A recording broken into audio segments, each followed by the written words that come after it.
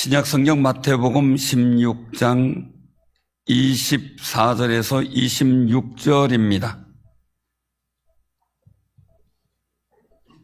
신약성경 마태복음 16장 24절에서 26절 봉독합니다. 이에 예수께서 제자들에게 이르시되 누구든지 나를 따라오려거든 자기를 부인하고 자기 십자가를 지고 나를 따를 것이니라.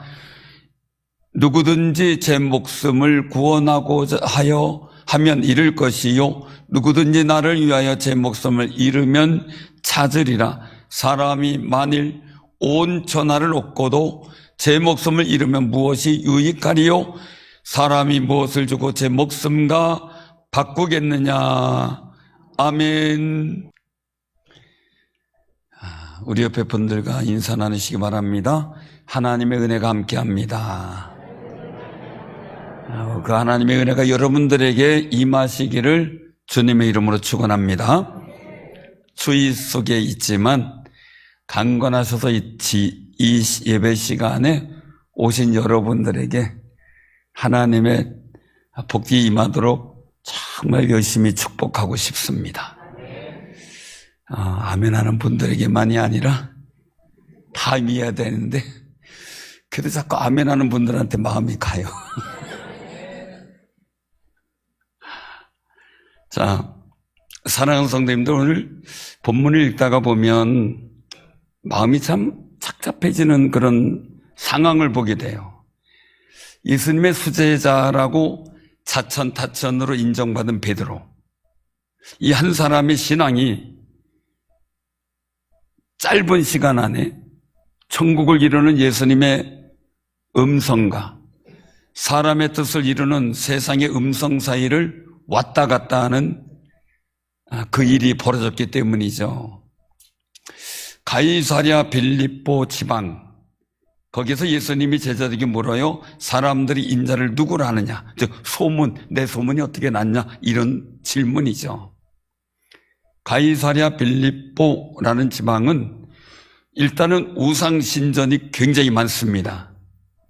심지어 로마 황제 가이사를 신으로 섬기는 신전도 있었습니다. 그래서 가이사랴라는 별명이 붙게 됩니다. 그런 지역 분위기 상황에서 소문을 물어보신 건데, 제자들이 선지자다, 랍비다, 뭐다, 예레미야다, 뭐 엘리야다, 여러 가지 얘기를 하고 있다는 말을 전하자 예수님이 묻습니다. 그럼 너희는 나를 누구라 하느냐?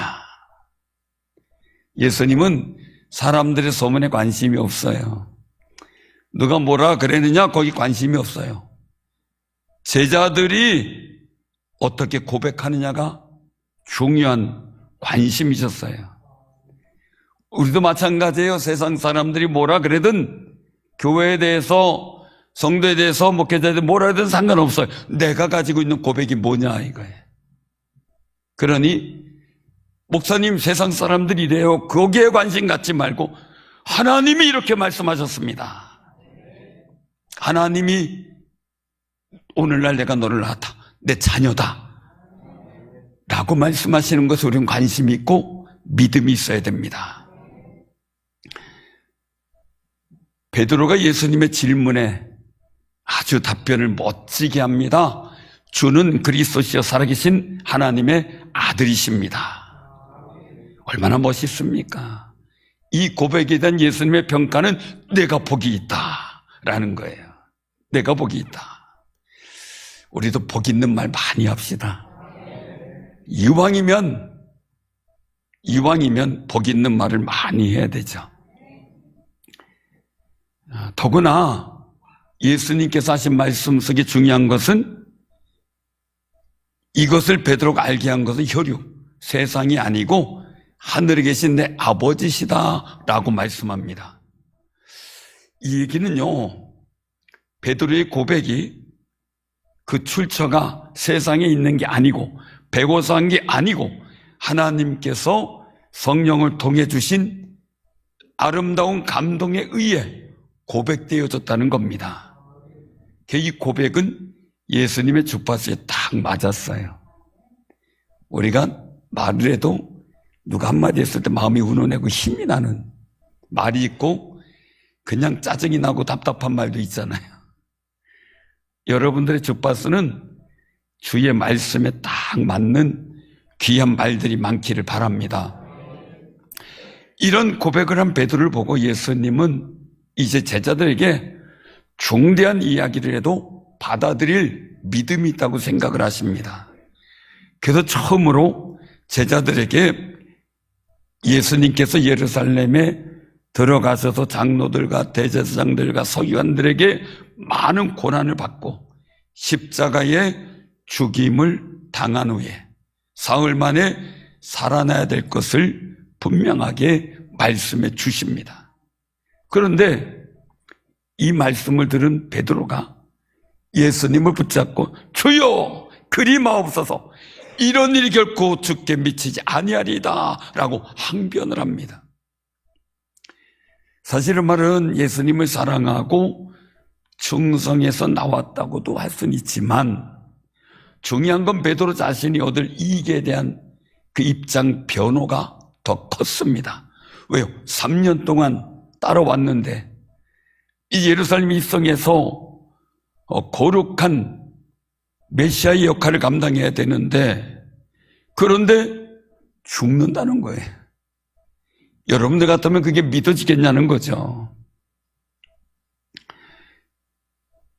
그런데 예수님은 베드로의 말을 인정하지 않고 오히려 단호하죠. 사탄아 내 뒤로 물러가라. 너는 나를 넘어지게 하는 자로다. 내가 하나님의 일을 생각하지 아니하고 도리어 사람의 일을 생각하는도다 라고 꾸짖습니다. 베드로는요 조금 전까지는 예수님께 복이 있다, 하나님 아버지가 알려주셨다, 이 칭찬을 들었어요. 근데 조금 있다가 바로 사탄아 물러가라 라는 책망을 듣게 돼요. 왜 그렇게 됐을까? 주파수가 달라졌습니다. 사실 베드로의 모습은 저의 모습이기도 하고 우리들의 모습이기도 합니다. 또 경험하기도 합니다. 믿을 수 있는 사람이 나에게 힘이 되고 유익한 말을 늘 하다가 갑자기 손해되는 말을 하고 배신 때리는 말을 하게 되면 너 나한테 이럴 수 있어? 내가 얼마나 잘해줬는데 하면서 분노하기도 하고 속상해하는 경우를 보게 됩니다. 그런 것도 한두 번쯤은 아마 경험을 많이 해보셨겠지요. 근데 베드로의 문제는 뭘까라는 거예요. 예수님의 음성을 듣지 못한 게 아닙니다. 오히려 베드로는 누구보다 가까이에서 예수님의 말씀을 분명히 들었어요. 근데 문제는 어떤 관점으로 들었느냐 이거죠. 들었느냐. 예수님은 하나님의 구원의 계획을 말씀하셨어요. 그러나 베드로는 인간적인 사랑, 성공, 또 보호와 자기 이익에 관심 있는 관점으로 들은 겁니다. 예수님은 고난받고 십자가에 죽은 뒤에 있는 부활까지 말씀하셔요. 그런데 베드로는 예수님이 고난받고 십자가에 죽으신다는 그 내용에서 생각이 멈춰버립니다. 그 순간 예수님의 음성의 주파수가 혼란을 일으켰습니다. 제가 이제 회의차 서울 다녀올 때 가끔 라디오 방송을 켭니다.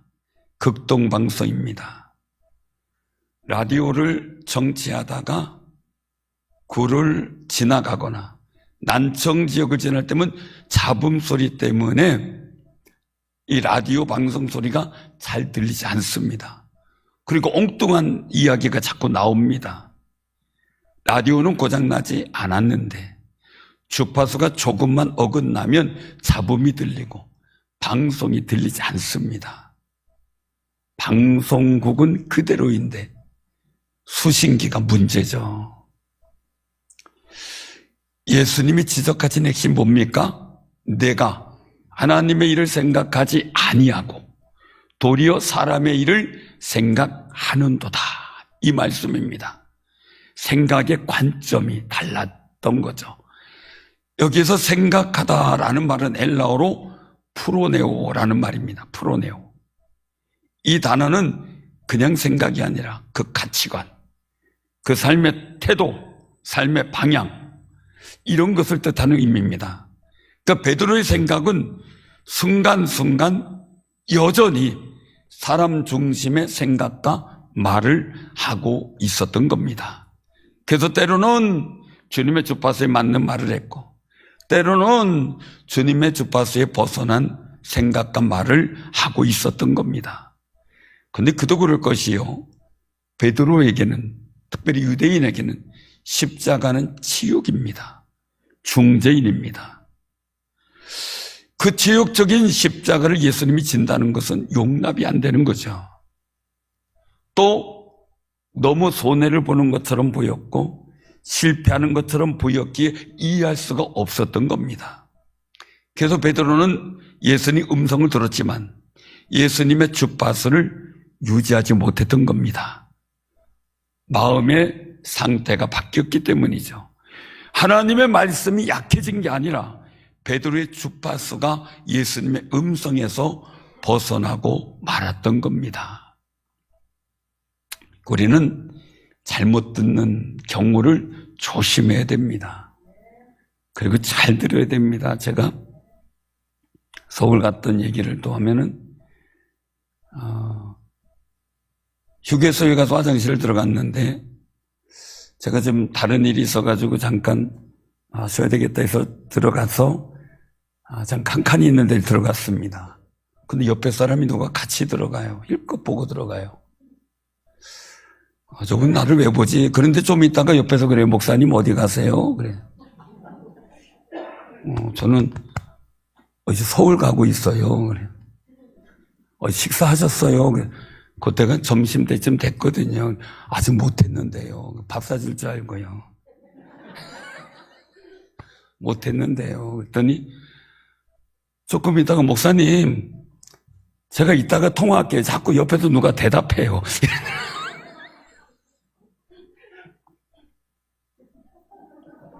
멍했습니다. 그래서 한참 앉아있다 그 사람 나가고 한참 앉아있다 나갔어요.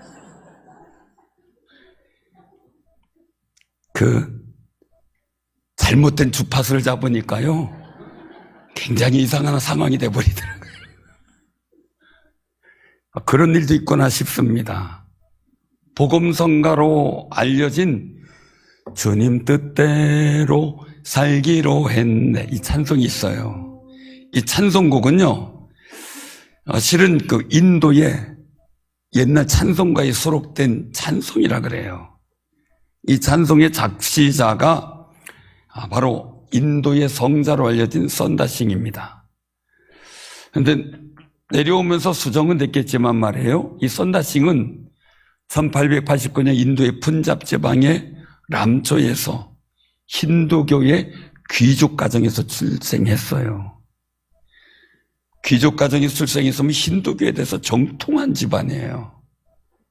근데 고향에 학교가 없어서 국가에 세운 학교를 가려면 한 20km 이상을 걸어가야 되니까 그 지역에 영국 선교사가 세운 사립학교에 다니게 돼요. 그래서 복음을 접하게 돼요. 어느 순간에 십자가에 고통당하는 예수 그리스도의 모습이 강하게 마음에 느껴져서 무릎을 꿇고 하나님께 기도합니다. 근데 간절히 기도했지만 아무런 소식이 없어요. 이젠 포기해서 만약에 내가 이렇게 인도교에서 이런 식으로 살아간다면 내가 의미가 없다 생각해서 나 하나님 만나지 않으면 나 철도해서 자살하겠다라고 결심을 합니다. 그리고 하나님 앞에 눈물로 고백하는데 갑자기 방 안에 밝은 빛이 대낮처럼 환하게 비치고 그 가운데 예수님이 나타나셨습니다. 그리고 선다싱은 지금까지 살아계신 하나님을 부정하고 우상만 섬겨왔던 죄를 다 용서해달라고 기도하고 지금부터 저를 위해 죽으신 주님만을 위해 살게 하소서 라고 기도했다고 합니다. 힌두교 귀족 가정입니다. 아버지가 그런 아들을 둘 수가 없으니 힌두교를 배신한 그 아들을 죽이려고 도시락에 독약을 넣었습니다. 그것을 모르고 먹다가 죽을 뻔한 것을 선교사님이 발견해서 살렸습니다. 그리고 더 열심히 예수를 믿기 시작하고 후에 아버지도 전도를 했습니다. 그리고 파키스탄 전도 여행을 했고 티벳을 전도하기 위해서 히말라야 산맥을 몇 번이나 넘으며 생사를 넘나드는 경험도 하게 됩니다. 이런 선다싱의 선교 여정에 신앙의 고백이 담겨있는 찬송이 주님 뜻대로 살기로 했냅니다. 주님 뜻대로 살기로 했네. 우리 한번 같이 불러보죠. 아주 쉬운 곡입니다. 주님 뜻대로, 주님 뜻대로 살기로 3번입니다. 주님 뜻대로 살기로 했네. 주님 뜻대로 살기로 했네. 주님 뜻대로 살기로 했네. 뒤돌아서지 않겠네. 이 세상 사람 날 몰라줘. 이 세상 사람 날 몰라줘도 이 세상 사람 날 몰라줘. 뒤돌아서지 않. 세상 등지고 십자가 보내. 세상 등지고 십자가 보내. 세상 등지고 십자가 보내. 세상 등지고 십자가 보내. 뒤돌아서지 않겠네. 아멘. 선다싱이 작사니 찬송은 선다싱이 아무리 힘들고 어려운 고난 속에 생명의 위협을 받아도 몸부림치면서 예수님의 주파수에 맞추며 살려고 한 믿음이 담겨 있습니다. 우리도 주님 뜻대로 살기로 했네라고 고백하는 신앙의 몸부림을 통해 주님의 주파수에 맞추어 사는 귀한 승리자들 되시기를 바랍니다. 우리가 차를 운전하면은 그 사용하는 내비게이션이 있죠. 거기다 목적지를 입력하면 목적지로 향하는 길을 정확히 알려줍니다. 운전자가 잠시 다른 방향의 길로 들어서면 경로를 이탈했습니다. 다른 길로 안내하겠습니다. 얘기가 나옵니다. 그래서 똑같은 목적지를 향해 가도록 다른 길을 제시해 줍니다. 주님도 우리에게 늘 말씀으로 내가 잘못된 길을 갔어도 또 바르게 가도록 하나님의 영광을 위한 목적지로 가도록 말씀으로 안내해 주십니다. 제 내비게이션은 조금 재미있습니다. 다른 길로 가면 혼내지 않고 뭐라 그러냐면 그래 이 길이 좋나? 걱정 마라 내가 다른 길 찾아줄게 그렇게 말합니다. 그럼 재미있어서 다시 길을 잘 찾습니다. 근데 가다가 보면 GPS가 불안해서 내비게이션이 잘 안 잡혀서 멈출 때 있고 한동안 길 안내가 안 되는 경우가 있더라고요. 쩔쩔매게 되죠. 길 찾느냐고. 우리 신앙도 그렇습니다. 말씀은 들었지만 우리의 생각과 계산으로 주파수가 흔들렸던 순간들이 있습니다.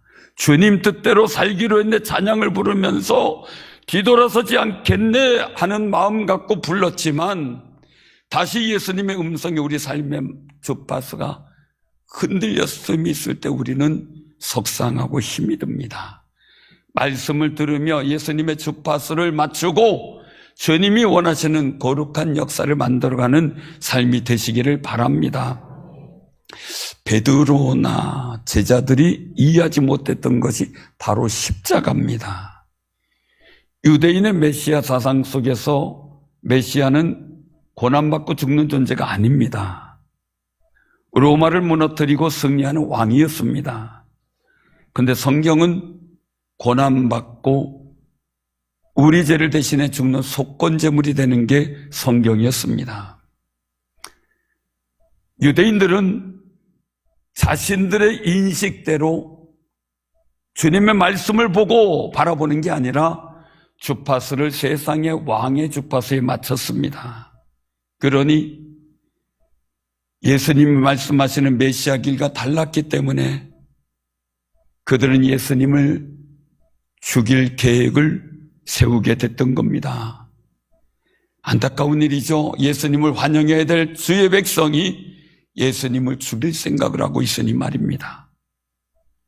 예수님이 말씀하신 길은 십자가를 통하여 우리에게 영생을 주는 부활로 가는 길이었습니다. 요한복음 10장에서 예수님은 자신을 선한 목자라고 말씀합니다. 그런데 선한 목자는 양들을 위하여 목숨을 버리거니와 라고 요한복음 10장 11절에 말씀합니다. 선한 목자는 양들을 위해 목숨을 버린다는 겁니다. 여기서 버리다는 헬라어는 띠테미라는 말입니다. 띠테미.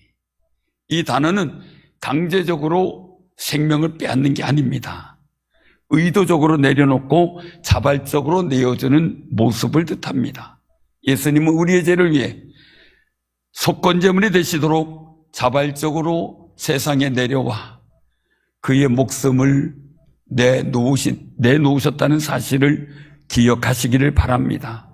그래서 예수님은 다시 말씀합니다. 내가 내 목숨을 버리는 것은 그것을 내가 다시 얻기 위함이니 이로 말미암아 아버지께서 나를 사랑하시느니라 말씀합니다.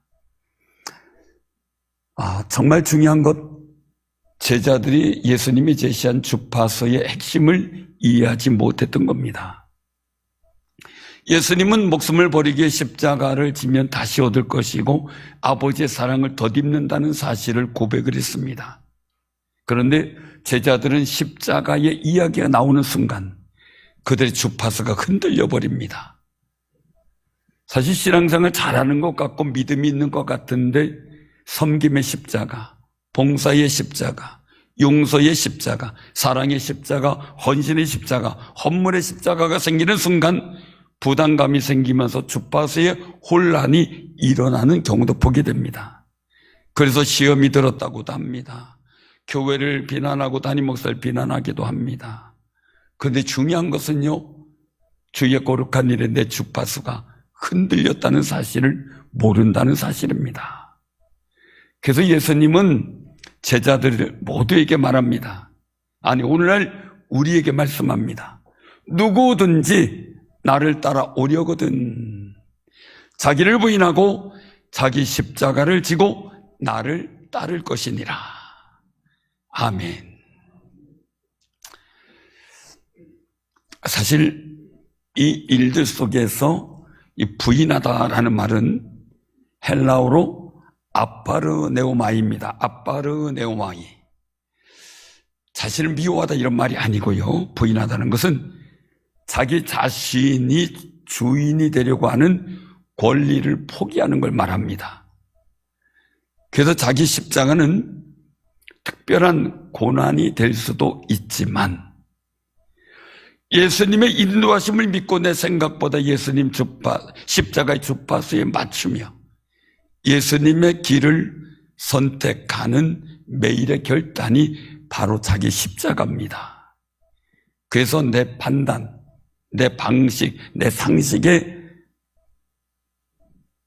집중해서 내 것이 맞다 주장하는 것이 아니고 예수님을 따라가다 보면 생기는 속에서 불편함, 손해, 이해가 안 되는 길을 감당하고 사역을 감당해 나가는 겁니다. 그리고 여기서 따르다라는 헬라어는 아꼴로테오라는 말인데요. 같은 길 위에 서서 같은 방향으로 걷는다라는 의미입니다. 우리 교회는 같은 길에 서서 하나님의 구원의 이야기, 하나님의 꿈을 이루어가는 방향에 서야 됩니다. 우리 교회는 그 방향으로 서가며 여러분들 사랑하는 성도들의 삶의 자리에 하나님의 꿈이 이루어지기를 소원합니다. 그래서 이 아꼴로테오라고 하는 따르다의 의미는 내 인생의 운전대를 예수님께 맡겨버리는 겁니다. 조수석에 태우는 게 아니고 운전석에 앉혀드리는 겁니다. 주님 인도하옵소서. 어떤 분이 그 얘기를 하더라고요. 전에는 내가 운전하고 막 다녔을 땐 편한 줄 알았대요. 근데 운전자가 있고 자기가 옆에 앉아 있으니까 너무 편한 걸 알았대요. 사랑하는 성도님들, 주님이 운전하시는 차에 한번 타보실래요? 타보실래요? 주님이 운전하도록 맡겨드립시다. 본문 말씀은요, 예수님께서 내 주파수에 맞추려면 너희 생각을 내려놓고 십자가의 안테나를 세우고 주파수를 조종하라는 명령입니다. 누구든지 제 목숨을 구원고자 하면 잃을 것이요, 누구든지 나를 위하여 제 목숨을 잃으면 찾으리라. 아주 매우 이 말씀은 역설적입니다. 잃는 자가 없고 얻으려는 자가 잃는다는 겁니다. 여기서 목숨은 푸시케입니다. 푸시케라는 헬라어인데 영혼, 마음을 뜻합니다. 내 영혼도 마음도 잃으면 차라리 찾는데, 구원코자 애착을 갖고 이거 지키려고 하다 보면 오히려 잃어버린다는 뜻이죠. 세상의 주파수는 지켜, 손해보지 마, 너 빨리 확보해, 이런 주파수가 있다면 예수님은 내려놓아라, 맡겨라, 잃어버릴지라도 하나님이 찾아주신다 말씀하십니다. 그래서 예수님의 주파수는 십자가를 향하여 가게 만듭니다. 우린 기억해야 됩니다. 예수님이 십자가의 죽으심으로 내가 하나님의 자녀가 되었습니다. 천국의 소망을 가지고 살게 되었습니다. 예수님이 죽지 않으셨다면 우린 영생을 얻지 못했고 여전히 이방인이요 하나님과 원수된 사람입니다. 주파수가 다르면 삶의 결론도 달라집니다. 사랑하는 성도님들, 여러분들이 지신 십자가, 하나님이 그 십자가를 통해 거룩한 영광의 역사를 만들어 갈 줄로 믿으시길 바랍니다. 가정이 행복한 것, 가정이 행복하려면요, 누군가 자기 권리를 부인하고 십자가를 지고 순간순간 죽으며 살고 있다는 겁니다. 순간순간. 사석에 썼던 분들이 그런 얘기를 가끔 해요. 우리 교인은 아닙니다. 우리 교인 중에서도 그럴 수 있지만 다른 데서 들은 얘기입니다. 목사님, 내가 생각대로 했으면요 벌써 여러 번 찍었어요. 뭘 찍었다는 얘기인지 모르겠어요. 그런 얘기를 해요. 그렇지만 아우 예수님 때문에 참고 살았어요. 근데 그것 때문에 행복하잖아요. 그죠? 아마 여러분들도 많이 참고 사시고 십자가 지신 얼굴들이 보입니다. 왜요? 그래야 행복할 수 있으니까요. 그래서 행복한 거예요. 자녀들이 그래서 엄마들을 좋아하나 봐요. 근데 아쉬운 것은 아빠는 세상에 나가 온갖 어려움과 치욕을 당하면서도 가정을 세우는 물질을 이루기 위해서 일을 하는 십자가를 지는데 아이들이 몰라준다는 거예요. 그 외로움이 늘 존재하죠. 엄마들은요, 자녀들에게 아빠의 십자가를 말해줄 수 있어야 돼요. 너희들 위해서 이렇게 애쓰고 있다라는 걸 말이죠. 왜냐면 어떤 아이가 글을 썼는데 그렇게 썼습니다. 초등학생이. 엄마는 나한테 먹을 것을 주고 입을 것을 주고 필요한 것을 다 해줘서 꼭 필요한 분인데 아빠는 나한테 왜 필요한지 모르겠다. 그게 초등학교 아이의 글입니다. 이걸 보고 가슴을 쓸어 내렸습니다. 엄마의 십자가는 아이의 눈으로 봅니다. 아빠의 십자가는 아이의 눈에 보이지 않습니다. 그래서 부부는 자녀들에게 서로 비난하거나 부정적인 말로 자녀들에게 부모의 권위를 실추시키는 게 아니라 이거 좀 행복에 방해되는 요소가 되기 때문에 서로 감당하는 십자가를 인정해주고 격려해주는 모습을 자녀들에게 보일 때, 또 자녀들에게 수시로 말해줄 때, 그럴 때 부모가 존중받고 아이들은 사랑받으며 아이들 마음이 안심하고 행복을 누릴 수 있게 됩니다. 사랑하는 성도님들, 우리가 서로요 십자가를 져야 되는데 어떤 분이 전에 화가 나 있더라고요. 그래서 왜 그런가 봤더니 너무 속상하답니다. 왜냐하면 애들 앞에서 남편이 자기한테 그랬다는 겁니다. 내가 벌어다 준 돈 그냥 야금야금 쓰면서 하루 종일 한 일이 뭐냐고. 그런데 나중에 어떤 연유로 집에서 그 자녀들을 돌보고 하루를 집에 있었는데 후회를 했답니다. 집에 있는 것도 힘들구나. 자녀 케어하는 것도 힘들구나. 그거를 알아서 미안하다고 했다는 겁니다. 사랑하는 성도님들, 우리가 가정도 그렇지만 교회에서도요, 각자가 담당하고 있는 십자가에 대해서 서로 인정해주고 존중하는 마음이 필요합니다. 내가 감당하는 십자가만 중요한 것이 아니라 상대방이 지고 있는 십자가를 바라보고 격려해주고 칭찬해줄 때 예수님의 십자가가 보입니다. 그 십자가의 능력이 내게 임하게 됩니다. 교육관이 모델링을 연신하는 십자가를 지신 분들 많고요. 교회를 위해 성도들을 섬기기 위해 헌신하는 십자가, 사랑의 십자가, 봉사의 십자가를 진 분들은 존귀하게 인정해주고 축복하며 기도로 중보해줘야 됩니다. 하나님께서 갚아주시도록 말이죠.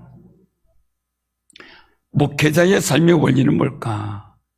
열심히 성도를 사랑하며 축복하며 성도들에게 하나님의 거룩한 구원의 이야기가 나타나도록 늘상 기도하는 겁니다. 거기에 주파수가 들려질 수도 있습니다.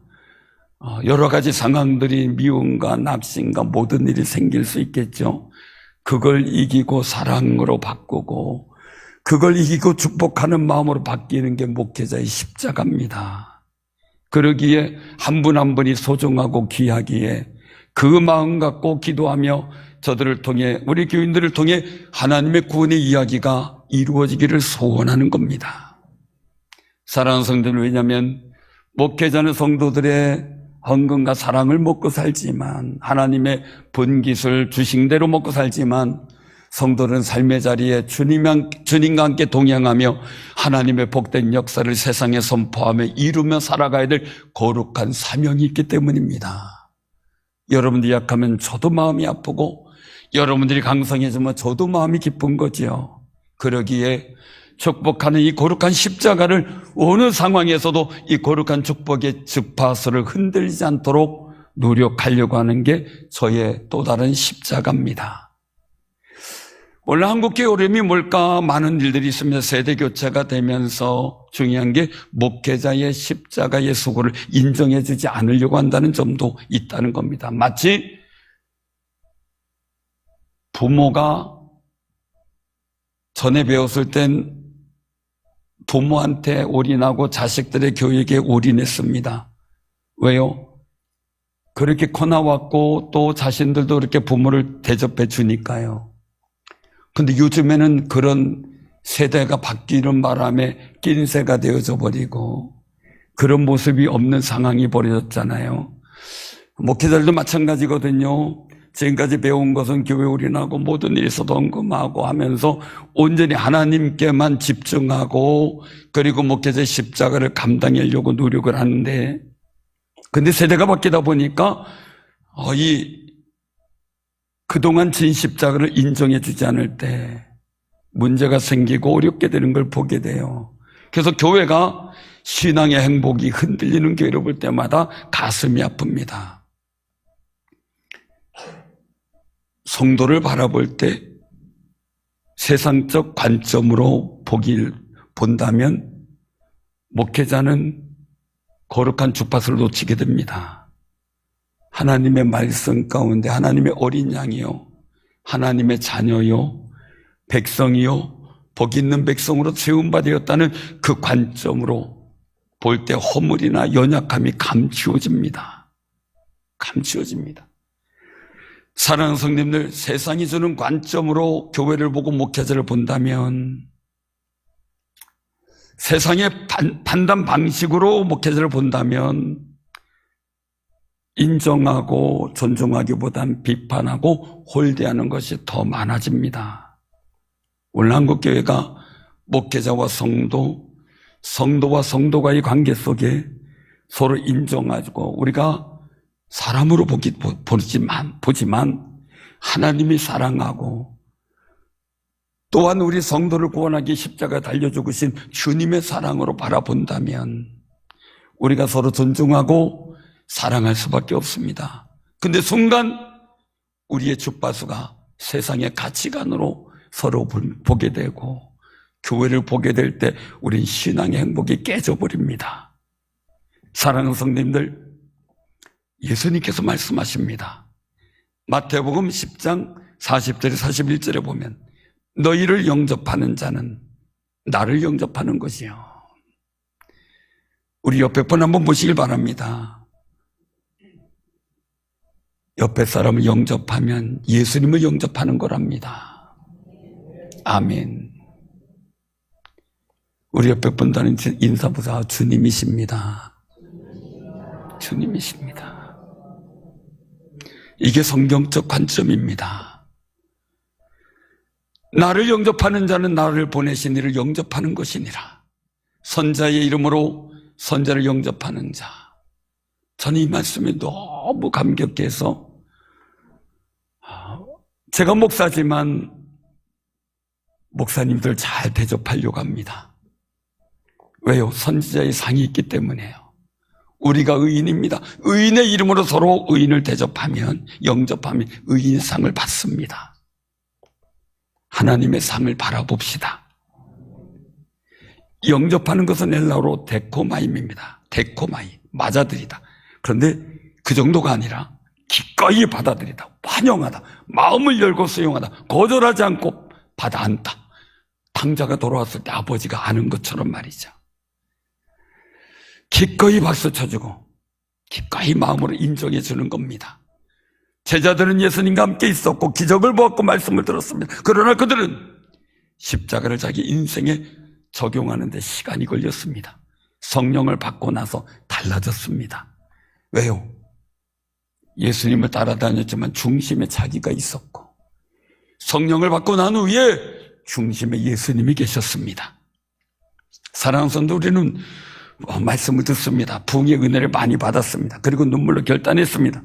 그런데 시간이 지나면 현실적인 상황과 문제 부딪힙니다. 물질적인 계산의 방식이 들어옵니다. 미래에 대한 두려움도 생깁니다. 육신의 평안함을 추구하려고 하는 게 우리 마음의 주파수입니다. 그러다 보니 말씀은 그대로인데 수신 상태가 흐려지기 시작합니다. 문제는 말씀이 약해진 것이 아니라 우리 주파수가 흐트러지고 있다는 겁니다. 이럴 때 예수님께서 나를 위해 지신 십자가를 생각해 보시기를 바랍니다. 그러면 주파수가 분명하게 잡힐 줄로 믿습니다. 예수님 오늘도 말씀합니다. 내 양은 내 음성을 들으며 나는 그들을 알며 그들은 나를 따르느니라. 예수님의 음성 주파수인 십자가와 부활 그리고 영원한 생명은 변하지 않습니다. 예수님의 음성 주파수를 잊지 말고 잘 맞추고 신앙의 능력, 주님과 함께 동행하는 거룩한 역사를 만들어 가시기를 주님의 이름으로 축원합니다.